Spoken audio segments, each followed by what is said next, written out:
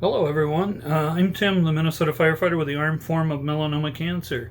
It's been a long time since my last update. In these COVID crazy times, I could have sworn I did an update in July, but no, the last one was April. In the meantime, I had another PET CT in July using a brand new machine here in the Twin Cities. The latest imagery shows no activity in the original melanoma areas of concern. I also continued to show improvement in the amount of uptake for highlighted areas in my throat and at the base of my tongue. In August, I experienced what I call my week of coming and going. It started on Monday when the otolaryngologist slid a scope up my nose to check my throat and tongue. I rounded off the same weekend on a Friday with my colorectal surgeon sliding a scope inside my other end to take a look around. Although the colonoscopy found a couple of polyps, fortunately nothing indicates any cancer. So I'll be the first to admit most people are less than excited to experience a colonoscopy, but not me, at least not this year. It was the first time I've seen or spoken with my colorectal surgeon since December of 2018 when he called me with the results of my initial cancer biopsy.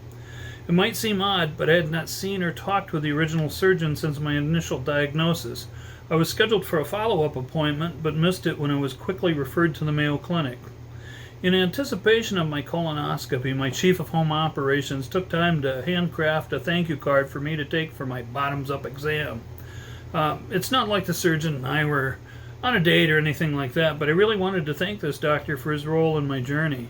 After all, it's been 620 days between the surgeon calling with my initial biopsy results and my age-appropriate exam. The advancements in the use of immunotherapy in the treatment of cancer have been incredible, especially in the treatment of melanoma. In fact, my colorectal surgeon has he was yet another doctor who used the term game changer to refer to the use of immunotherapy for treating melanoma. You might also recall that I chose not to have a PICC line or a port in order to receive treatment, so every blood draw and every infusion means a fresh needle stick. This week I'll experience infusion number 30 since starting immunotherapy treatment.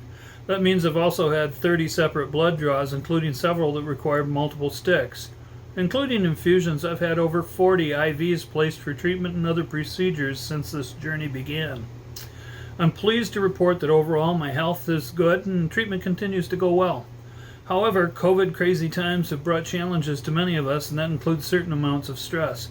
Sometimes it's difficult to articulate what one is feeling as they struggle to determine the source of the stress and how to tackle it. Over the past couple of months, I've recognized a certain level of stress that sometimes made it difficult to focus and address feelings that were sneaking in from the periphery of my daily activities. Even as I recognize these feelings, I've struggled to find the underlying cause. So there's COVID-19 and my day-to-day responsibilities with it, but there's so much we don't know about COVID-19. But for me, it's often been a wait and see.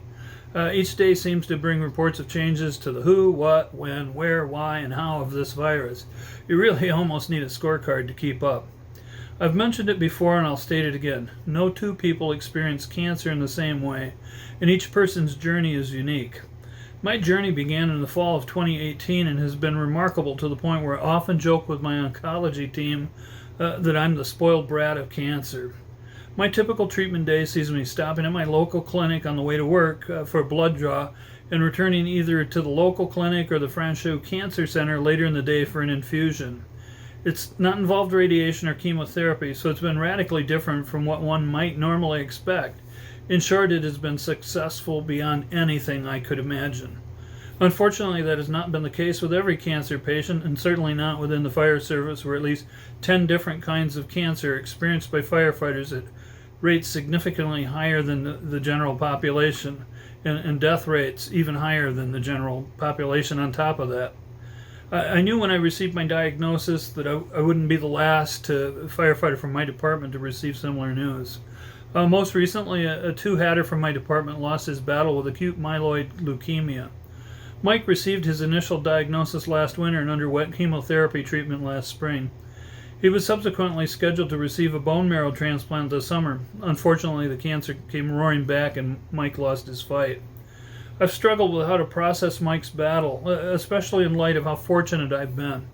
Only recently did it occur to me that Mike's tragically short trajectory mirrored that of another firefighter. Last year, Josh received a cancer diagnosis in early spring and lost his battle by midsummer.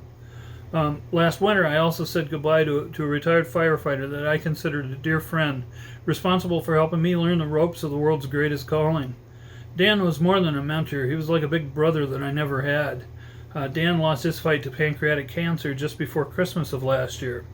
In the course of just a year, the Twin Cities lost 3 amazing firefighters to cancer. It's hard to explain the deep-seated feelings this brings to the surface, but I am just now recognizing this may indeed be one of the hidden sources of stress. My journey has been nothing short of miraculous, and that needs to be put into perspective. When I received my initial diagnosis, I was told that I had an aggressive form of cancer that was not curable and was difficult to treat. Until this weekend, I didn't know that the same doctors told my wife to expect my death in less than 6 months. I have an old friend from high school that often teases me that I just like to be contrary, so maybe that's part of the reason behind my success. Just the same, every cancer journey is unique, and I'm fortunate to have been in the right place at a time when revolutionary treatments were coming to light.